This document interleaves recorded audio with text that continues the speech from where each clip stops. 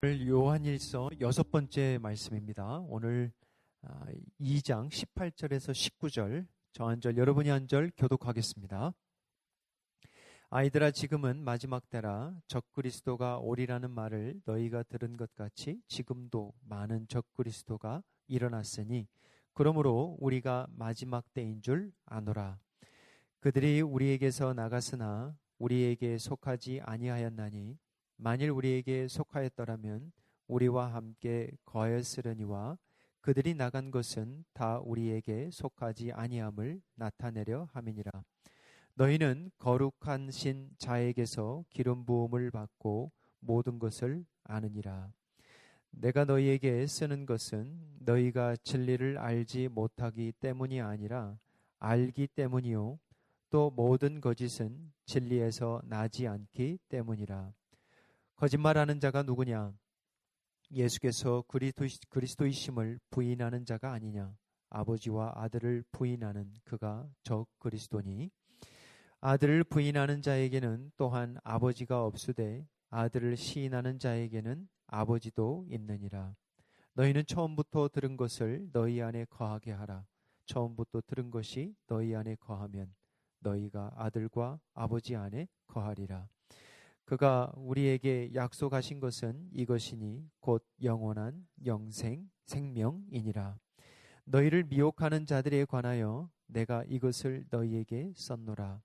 너희는 주께 받은 바 기름 부음이 너희 안에 거하나니 아무도 너희를 가르칠 필요가 없고 오직 그의 기름 부음이 모든 것을 너희에게 가르치며 또 참되고 거짓이 없으니 너희를 가르치신 그대로 주 안에 거하라. 자녀들아, 이제 그의 안에 거하라. 이는 주께서 나타내신 바 되면 그가 강림하실 때에 우리로 담대함을 얻어 그 앞에서 부끄럽지 않게 하려 함이라. 너희가 그가 의로우신 줄을 알면 의를 행하는 자마다 그에게서 난 줄을 알리라. 아멘. 지난 두 번 요한일서 말씀 잠깐 정리할까요? 지난주 저희들이 부활절 때 선교사님 모셔서 말씀을 받았기 때문에 지난 두 주 말씀 잠깐 정리합니다. 사도 요한이 사랑을 강조해요. 첫 번째는 성도를, 형제를, 가족들이겠죠. 미워하려 할 때에 뭐하라? 사랑하라. 미워하고 싶은 마음이 들거든요. 그럴 때가 있습니다. 그럴 때가 어떤 때다? 사랑할 때다. 그래서 말씀했죠? 어떻게 사랑해야 된다? 이처럼 사랑해야 된다. 그리고 내가 너를 사랑한 것 같이 사랑해야 된다. 반면에 사랑하지 말아야 될 것도 이야기를 합니다. 그죠? 그래서 하나님 사랑도 아가페를 사용했지만 세상에 사랑하다 이 동사도 아가페오라는 단어를 썼다고 그랬죠. 그래서 세상에 있는 것들을 사랑하지 말라. 왜? 이것들은 아버지께서 온 것이 아니다. 세상으로부터 왔다. 이거를 사랑하면 아버지의 사랑이 너희 안에 없다. 세상에 있는 것들이 세 가지로 얘기했죠. 뭐죠? 육신의 정욕, 안목의 정욕, 나머지가 뭐예요? 이생의 자랑. 이렇게 얘기를 했단 말이죠. 그리고 나서 이제 아이들아, 하나님의 백성들을 부르죠. 그래서 오늘 본문 18절을 보겠습니다. 이제 오늘은 적그리스도라는 주제로 가죠. 굉장히 사도 요한이 사랑의 사도이면서 불구하고 대단히 기독론, 교회론, 성령론, 이 교리를 되게 강조합니다. 오늘 18절의 시작이 어떻게 시작이 되냐면 지금은 마지막 때라 적그리스도가, 여긴 단수입니다. 이건 단수예요. The Antichrist. Anti를 이제 크게 대문자로 써야 되겠죠. 여기는 이제 진짜 마지막 때에 오는 그 적그리스도. 그렇죠? 적그리스도가 오리라는 말을 너희가 들은 것 같이 아직 안 온 것 같죠? 그렇죠? 지금도 많은 Antichrist, 여기는 plural, 복수입니다. 그렇죠? 그러니까 적 그리스도라는 한 사람을 이야기할 때 그 the antichrist, 적 그리스도를 이야기하고, 그리고 아직 이 사람은 안 왔지만 이미 일어난, 이미 많이 와버린, 지금도 올 수 있는 그 시대마다 일어났던 적 그리스도, 심지어 2000년 전에도 일어났던, 사도 요한 시대에도 있었던 적 그리스도, 기독교가 시작한 지 반세기, 한 세기도 지나지 않았는데 적 그리스도들이 일어났다는 거죠. 이 적 그리스도에 대해서 오늘 좀 살펴보기를 원합니다. 자, 그러면 이 적 그리스도가 누구인지 한번 두 가지의 특징을 오늘 한번 살펴보겠는데요. 19절 한번 가보겠습니다. 19절인데요. 우리 한번 같이 읽어보겠습니다. 그들이 우리에게서 나갔으나 우리에게 속하지 아니하였나니 만일 우리에게 속하였더라면 우리와 함께 거하였으려니와 그들이 나간 것은 다 우리에게 속하지 아니함을 나타내려 함이니라. 여기서 이제 첫 번째 특징은 뭐냐면 어디에서 나갔다고요? 우리에게서.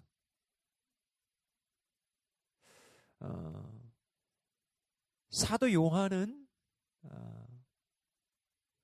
예배소 교회를 섬겼던 그런 목회자입니다. 그렇기 때문에 이 서신서는 보통 우리 학자들이 얘기할 때 예배소 교회에게 주신 서신이다라고 보통을 이야기를 해요. 소아시아에 있는 교회에게, 그러니까 우리에게. 그러니까 이 말씀을 받고 있는 요한 서신의 수신자들과 사도 요한이 알고 있는 사람이 지금 교회에서 있다가 나간 거예요. 우리 가운데 있다가 나간 사람이에요.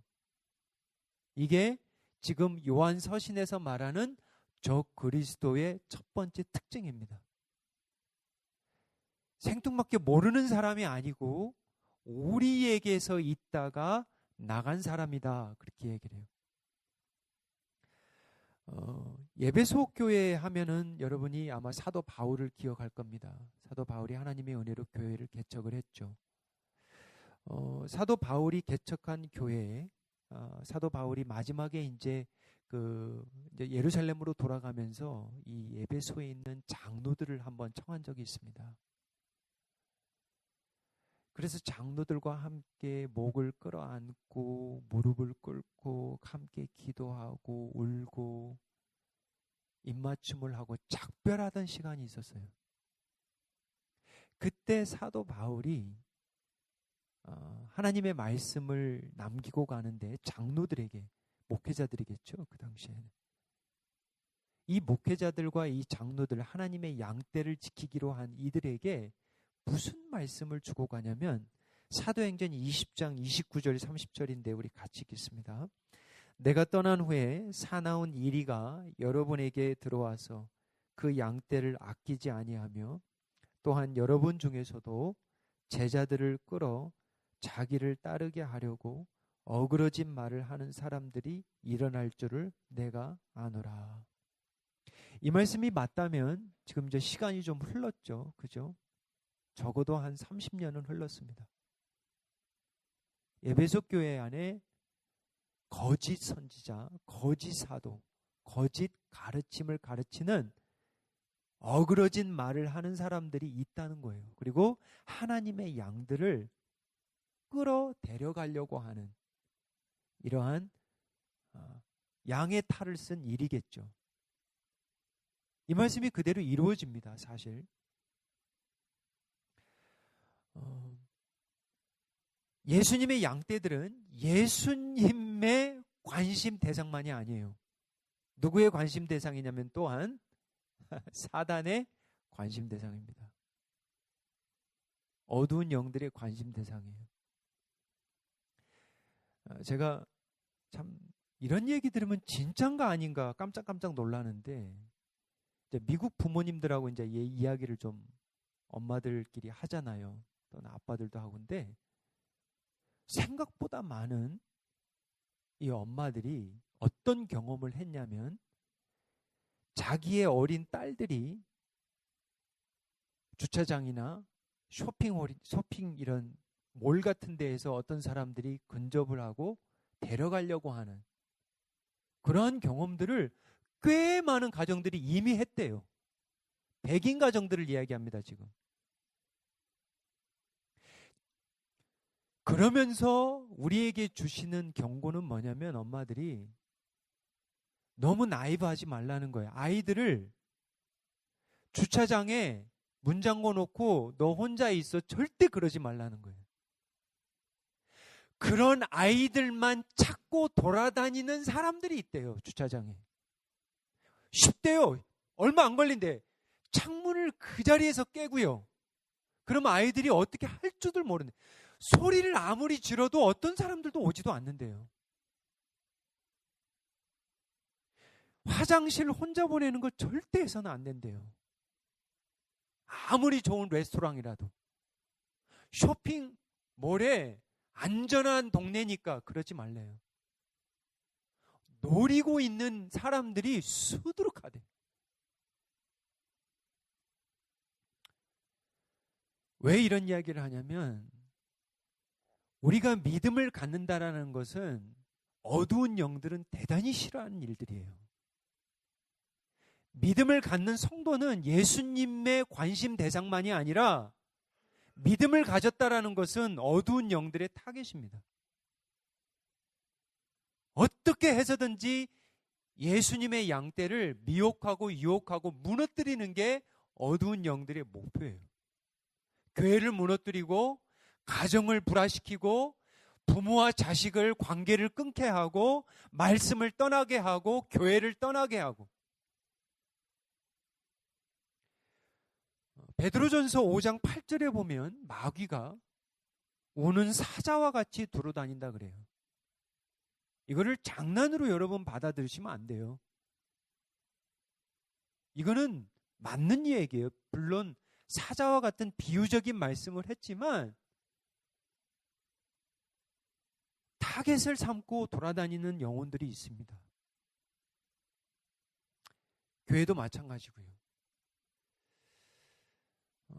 오늘 19절을 다시 보면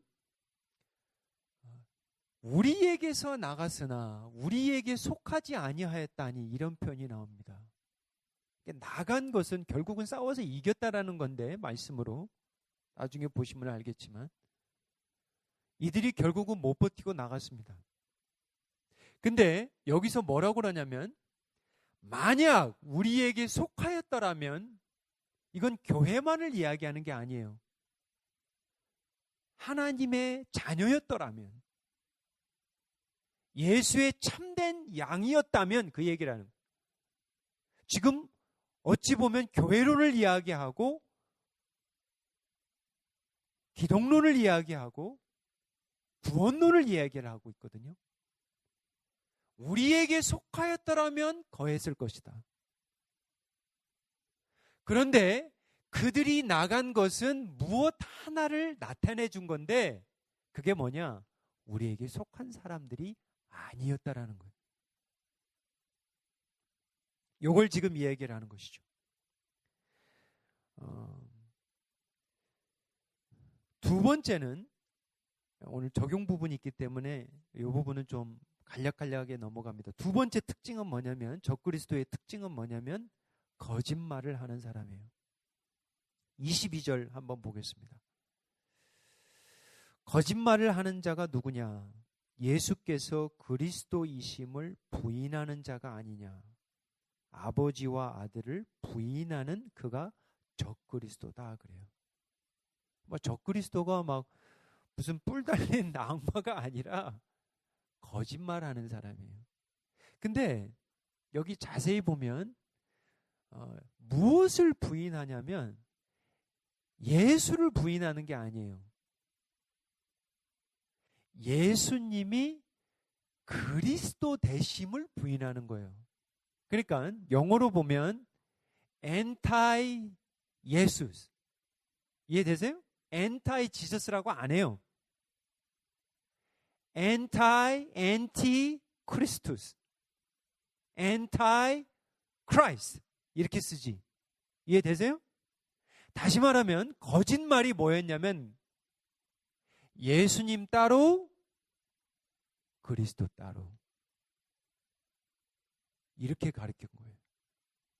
이게 왜 이런 가르침이 왔냐면 인간이 인간이지 인간이 어떻게 신성과 인성이 하나가 될 수 있냐. 이거는 아니다. 이거는 이해돼도 안 되고, 또 하나는 뭐냐면 신이, 거룩하신 신이, 하나님의 아들이, 영원하신 하나님이 어떻게 육체를 가지고 올 수 있냐라는 거예요. 그래서 거짓 사도, 거짓 선지자들이 뭐라고 그러냐면 예수 따로 그리스도 따로 그렇게 가르친 거예요. 그러다가 함께 좀 같이 있다가 그리스도가 떠났다, 그렇게 가르친 거예요. 그래서 이 말씀이 뭐냐면 예수께서 그리스도이심을 부인하는 자는 적그리스도다. 그 말씀이에요 지금. 그런데 결과가 뭐냐면 이런 사람들에게는 아버지와 아들을 부인하는 그가 적그리스도다. 그 다음인가요? 23절 가보시면 아들을 부인하는 자에게는, 아들을 부인하는 거거든요. 그거는 예수님의 인성과 신성 되심, 예수님의 그리스도 되심을, 예수님은 영원하신, 그래서 사도 요한이 자주 쓰는 단어가 뭐냐면 태초에라는 말을 자꾸 쓰는 거예요. 태초에, 영원부터 영원까지, 어제나 오늘이나 내일이나 영원토록 없으신 예수 그리스도. 그래서 아들을 부인하는 자에게는 누가 없냐면 아버지가 없대요. 왜? 아들의 그리스도 되심을 부인하는 사람은 아버지가 아들을 보낸 거거든.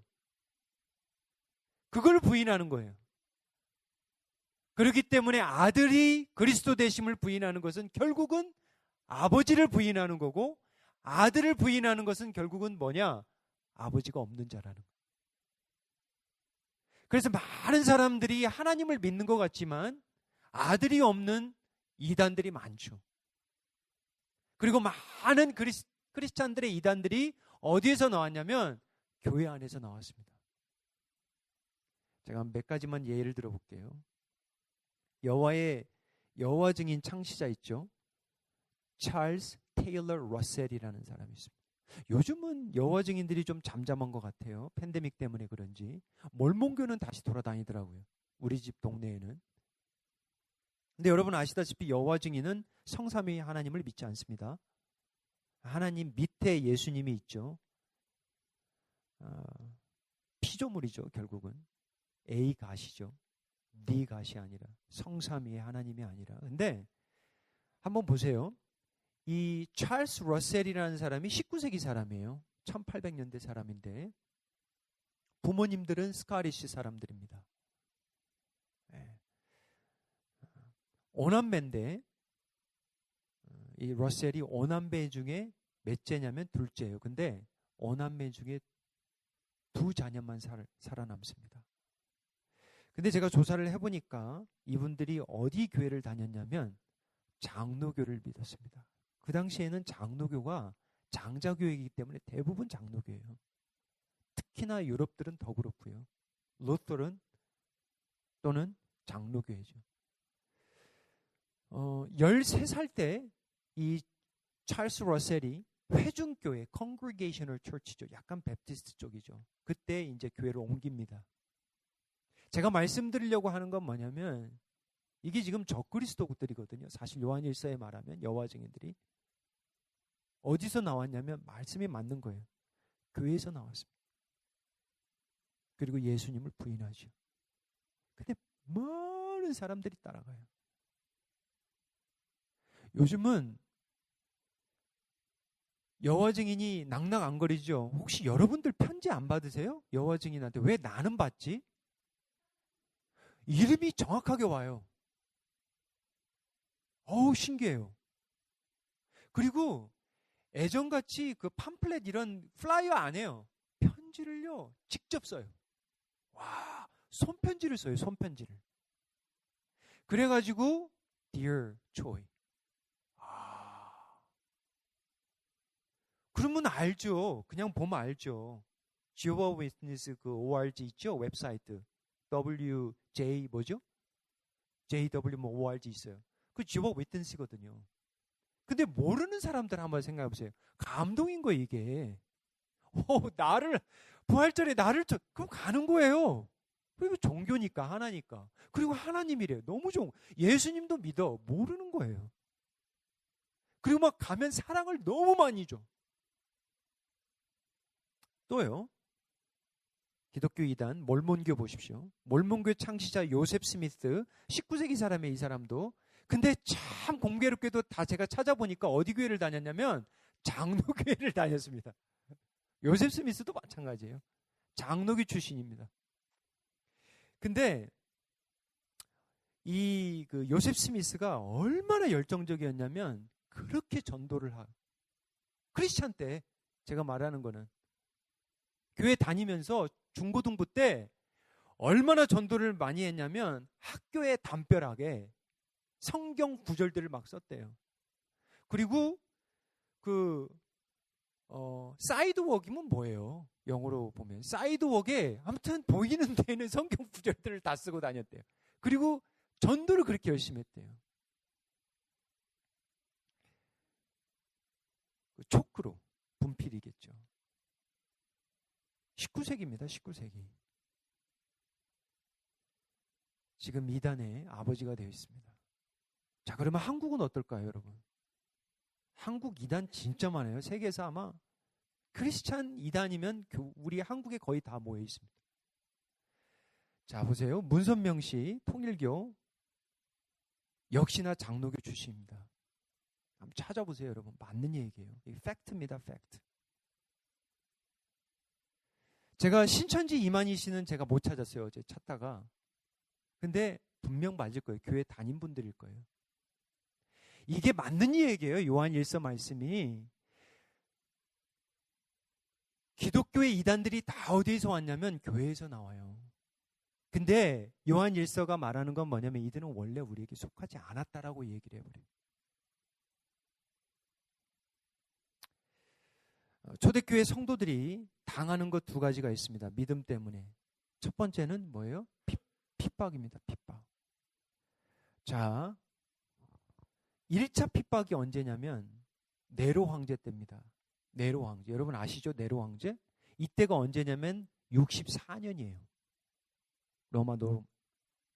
이때 누가 순교를 하냐면 대표적으로 바울과 베드로가 순교합니다. 자, 2차 핍박이 언제 오냐면 90년에서 96년입니다. 이때가 뭐냐면 도미티안이에요. 이때 누구냐면 바로 사도 요한을 지금 이야기하는 거예요. 이 요한 1서는 아마 그 전쯤 될 것 같아요. 그리고 이제 나중에 핍박을 받아서 결국은 반모섬으로 핍박을 가죠. 그쪽으로 이제 유배를 가죠. 근데 이제 말씀드리려고 하는 건 뭐냐면 초대교회 성도들이 믿음 때문에 받았던 게 뭐냐면 핍박이고, 두 번째는 뭐냐면 이 거짓 가르침의 유혹이에요. 미혹입니다. 육체적으로 사람을 죽이고 달고 매달아서 화형시키고 찔러 죽이고 베어버리고, 이것도 굉장히 사실 무섭죠. 근데 진짜 더 무서운 건 뭐냐면 그거는 60만 죽이잖아요. 근데 이단의 가르침은 우리의 영혼을 죽이거든요. 그러니까 더 무서운 거예요. 이게 독버섯이에요. 이게 독이에요.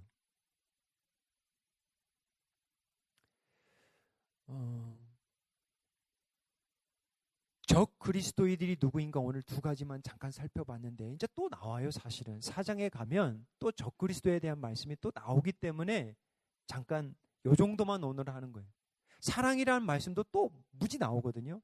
그래서 그때 좀 적 그리스도에 대해서 좀 이야기하고 이제 그 적용을 좀 들어가는데, 그러면 우리가 어떻게 우리를 지켜야 되겠는가? 우리의 양떼들을 어떻게, 가정을 어떻게 지켜야 되겠는가?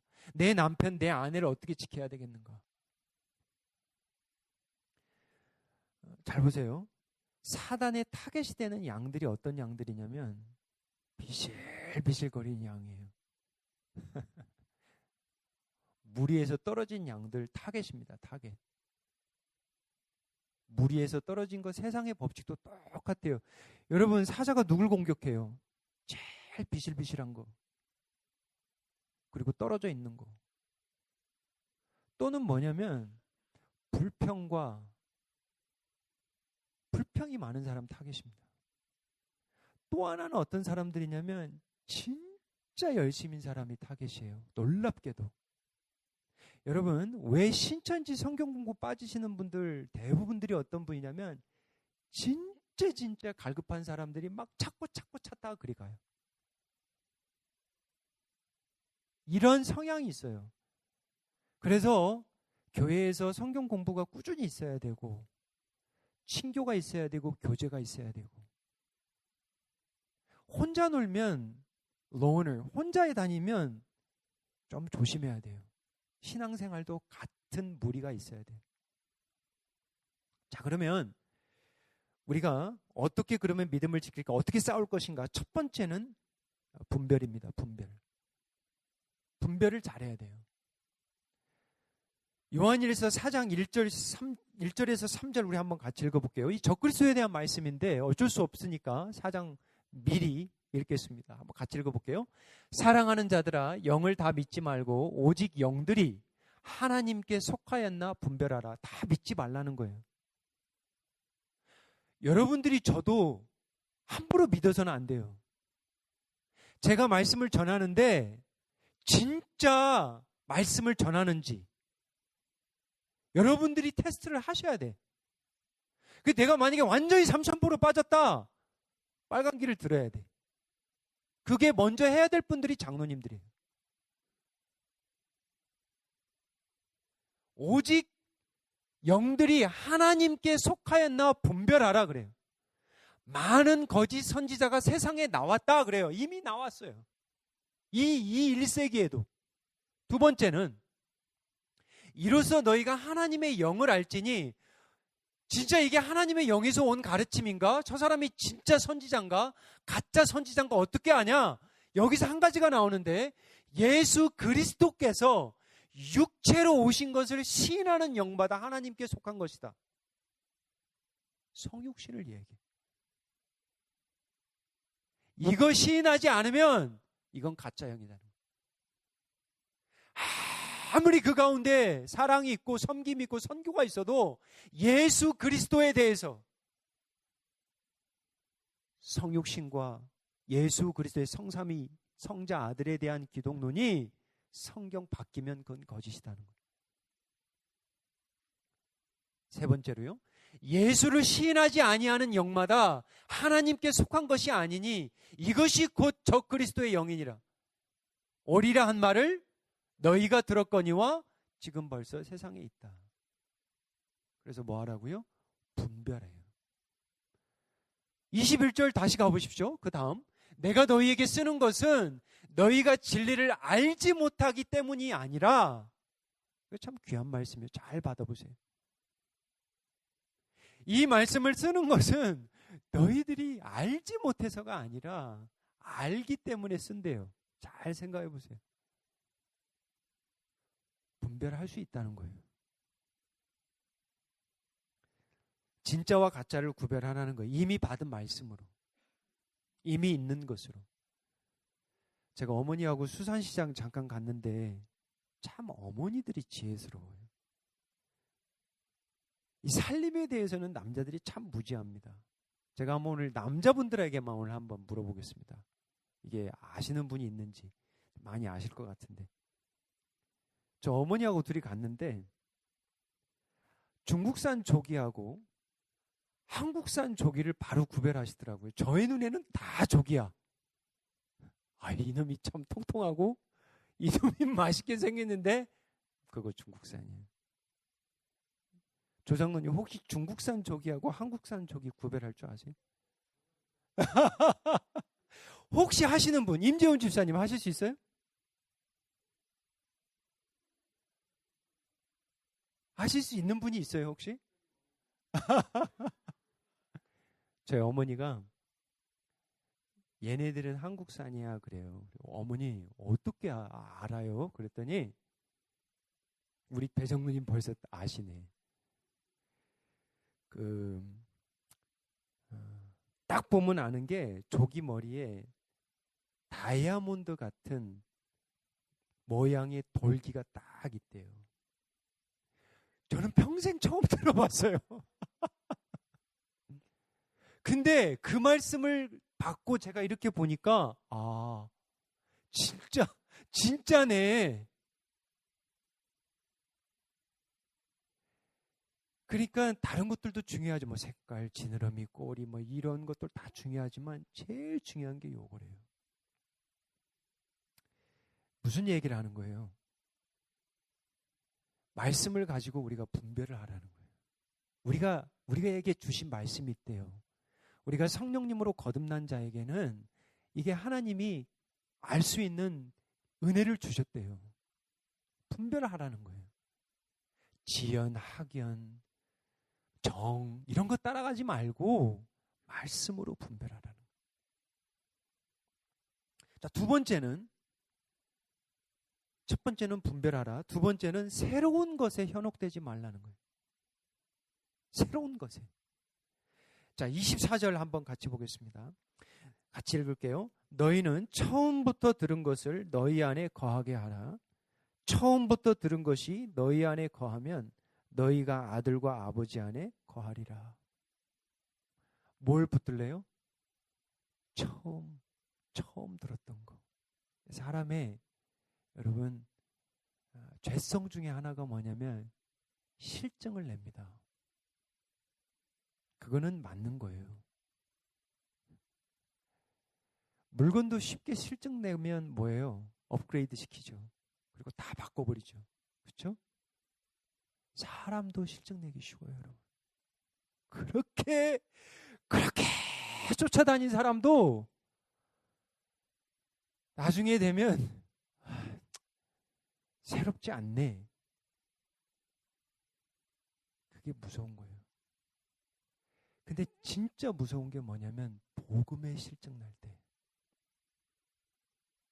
뭐 교회 가도 맨 예수 믿으라고 목사님 맨 복음만 설명하고 재미없어. 뭐 좀 새로운 거 주세요.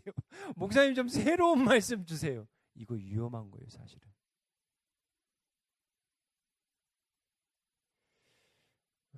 왜 이단에 빠지냐면 새로운 걸 자꾸 찾는 분들이 빠져요.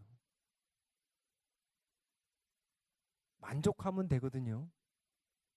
제가 그제 어디를 가다가 라디오를 들었는데 참 세상의 지혜도 마음이 막 뭉클한 지혜가 많아요. 그분이 뭐라고 그러냐면 만족을 이야기하면서 따뜻한 물에 발 여기만 발 요 정도만 물에 담궈도 온몸이 시원하대요. 그런 말을 하면서 뭐라고 그런 줄 아냐면 근데 우리의 마음은 여기까지 차야 만족이 온다는 거예요. 목까지 차고 머리까지 차야 우리는 만족을 느낀대요. 아니 발목까지만 차도 만족이 오는데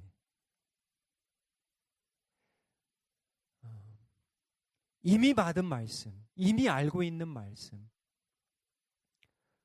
그렇다고 해서 뭐 나 안 배워도 된다 그 말씀이 아니에요. 조금 이따 그 말씀 해주고 이렇게 우리가 새롭게 우리의 삶이 변해야 되지 뭐 환경을 바꾸고 그것도 중요하죠. 말씀, 복음은 변하지 않습니다, 여러분. 변해야 되는 건 여러분이에요. 복음은 예수님은 변하지 않아요. 세 번째는 첫 번째 분별하라. 두 번째 새로운 것에 현혹하지 말라. 막 신비한 것 쫓아가지 마세요. 막 저 사람 진짜 예언하더라. 쫓아가지 마세요. 쫓아가지 마세요. 말씀을 잘 풀어주는 분을 쫓아가세요. 그게 제일 안전합니다. 세 번째는 힘써야 될 게 거해야 돼요. 거해야 돼. 이게 매노라는 단어인데 사도 요한이 진짜 잘 쓰는 단어예요. 여러분 요한일서 읽어봤지만 들어보면 요한복음이 읽는 것 같아요. 거하라, 거하라. 내 안에 거하라, 말씀에 거하라, 아버지에 거하라, 아들에 거하라, 거하라, 거하라, 거하라. 이 거하라는 말씀을 이제 좀 나눠드릴게요. 자, 24절 가보겠습니다. 너는 처음부터 들은 것을 너희 안에 거하게 하라. 여보세요? 처음부터 들은 것이 너희 안에 거하면 너희가 아들과 아버지 안에 거하리라. 거하라를 계속 반복하죠. 자, 그 다음에 27절 가보면 여기서도 또 거하가 나와요. 너희는 주께 받은 기름 부음이 성령님이겠죠. 너희 안에 거하나니 아무도 너희를 가르칠 필요가 없고 오직 기름 부음이 모든 것을 너희에게 가르치며 또 참되고 거짓이 없으니 너희를 가르치신 그대로 주 안에 거하라.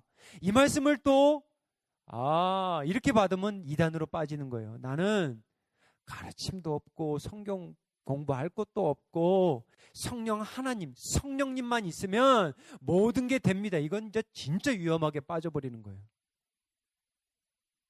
성경을 전체를 못 봐요. 거하다. 도대체 거하다가 뭔가 말씀드릴게요. 영구적인 주소지를 정하는 거예요. 주소지 정하는 거예요. 쉽게 말하면 정착하라 이 말이에요. 그게 거하는 거예요. 근데 이런 분들이 있어요. 정착을 못해. 무슨 말인지 이해되시죠? 귀가 얇아. 여기 갔다 저기 갔다. 완전 막 그라스하퍼야. 메뚜기야. 여기 뛰고 저기 뛰고 막 그냥 왔다 갔다 다녀요. 정착이 없어요. 정착이. 뭐에? 신앙에, 예수님에 대해서 확신이 없으니까 그냥, 물론 이게 필요해요. 이런 단계가 있어요. 근데 때가 되면 어린이만 있으면 안 되잖아요. 딱딱한 말씀도 먹으라고 그러잖아요. 사도 바울이. 차일드 때에는 차일드같이 이야기하고 차일드 때는 차일드같이 생각하지만 이제 어른이 되면 장성해서 이제 어른처럼 살라고 그러잖아요. 언제까지 어린이처럼 살 거냐라는 거예요. 언제까지 정착하지 못하고 항상 떠돌아다니면서 살아가냐는 거예요. 여러분 한번 생각해 보세요. 부부가 같이 사는데 확신이 없어. 이 양반이. 나에 대한 확신이 없어. 여러분, 제가 그런 아내하고 살면 남편이 불안하겠어요? 안 불안하겠어요? 확신이 없어요. 어제 다르고 오늘 다르고 내일 다르고 언제 짐 싸고 갈지 몰라. 이런 남편 너무 불안한 거예요. 예수님이 신랑으로 섬기면 우리가 10처녀 중에 5처녀 기름 들고 예수님 준비하고 예수님 사랑하고 예수님 맞이할 그런 마음으로 살라는 거예요. 정착하라는 거예요. 정착하라는 거예요. 예수님 안에 정착, 말씀 안에 정착하라는 거예요. 그게 성육신이라는 말이 그 말이에요. 말씀을 믿어 그 말씀에 신앙의 뿌리를 내리라는 거예요. 26절입니다. 그러면 정착하다 하고 반대말이 뭔지 아세요? 26절 소리내서 같이 읽겠습니다. 너희를 미혹하는 자들에 관하여 내가 이것을 너희에게 썼노라. 그래서 목회자들이 단어 공부를 열심히 합니다. 사실은. 그래서 원어 공부를 하는 이유가 죄송하지만 그래도 하나님이 공부를 많이 시켰어요. 히브리 했죠, 그리기 했죠, 프렌치 했죠, 저먼 했습니다. 제가. 그리고 신학교에서 3년도 가르쳤어요. 근데 너무 감사해요. 제가 목회지에서 이런 것들을 다 쓸 수 있으니까. 이 미혹하다라는 이 플라나오라는 이 단어는, 플라나오 이 단어가 무슨 단어냐면 기억날걸요? 플래닛이 뭐예요? 플래닛. 행성. 행성이 무슨 뜻이에요? 고대 시대 때는 어떻게 믿었냐면 사람들이 고정된 행성이 있고 떠돌아다니는 행성이 있다고 믿었어요. 그래서 플라나오라는 뜻은 무슨 얘기냐면 정착하지 못하게 하고 계속 떠돌게 만드는 거예요. 이해되시죠? 신앙에 뿌리를 내지 못하게 조금 뿌리 내리려고 하면 플라나우, 유혹시키는 거예요. 그래서 삶이, 신앙이 뭐냐면 행성의 삶이에요. 행성의 삶. 정착을 못해, 정착을. 이게 플라나우예요. 말씀을 맺겠습니다. 육신의 정욕, 안목의 정욕, 이생의 자랑이 우리의 죄성을 막 부추겨요. 그렇죠? 우리 안에서. 근데 오늘 말씀은 거짓 그리스도가 또 우리를 플라나우, 한 자리에 있질 못하게 하는 거예요. 지긋하게 있지 못하는 거예요.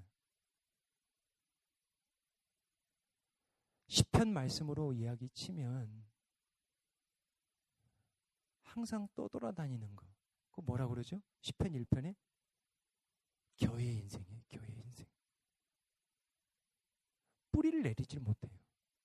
그냥 겨처럼 돌아다니는 거예요. 바람 불면 부는 대로, 내 성질 나면 성질 나는 대로. 십자가가 없어요. 십자가가. 이거를 붙들고 있어야지.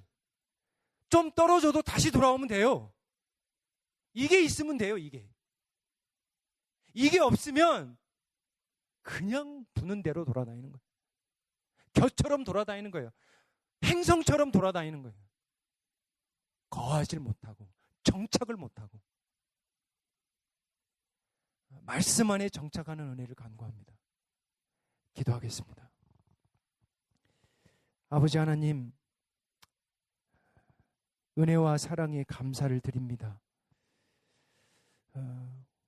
우리에게 필요한 것이 새 것이 아니라 우리에게 이미 주신 말씀임을 다시 한번 깨달았습니다.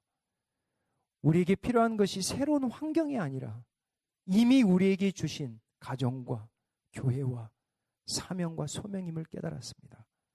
아버지 하나님, 이제는 말씀에 정착하게 도와주시고 이제는 예수님께 확신하며 우리의 삶을 드리는 은혜를 허락하여 주시옵소서. 감사드리며 예수님의 이름으로 기도하옵나이다. 아멘.